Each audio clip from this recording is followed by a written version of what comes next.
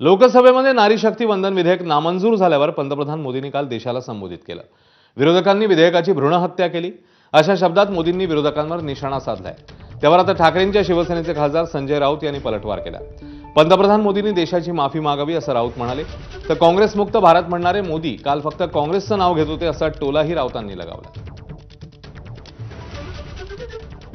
जे छाती पिटून घेतायत, आक्रोश करतायत, ढोंग करतायत महिला आरक्षणाच्या नावाखाली, त्यांनी 2023ला काय झालं संसदेमध्ये ते एकदा तपासून घ्यायला पाहिजे। कालच्या भाषणामध्ये मोदींच्या 86 वेळा काँग्रेसचा उल्लेख होता।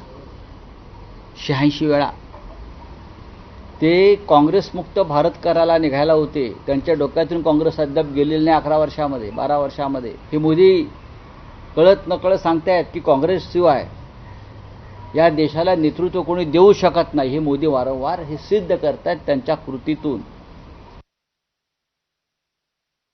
2023 नंतर 23ला मंजूर झालेलं महिला विधेयक, आरक्षण विधेयक ह्यांनी अद्याप अंमलात आणलं नाही, याबद्दल नरेंद्र मोदींनी संपूर्ण देशाची माफी मागायला पाहिजे। एक डिलिमिटेशन बिल तुमच्या मनमर्जीनुसार जे आणत होता त्याचा पराभव झाला। हे राष्ट्रावर संकट नाही, फार तर भारतीय जनता पक्षावर संकट आहे।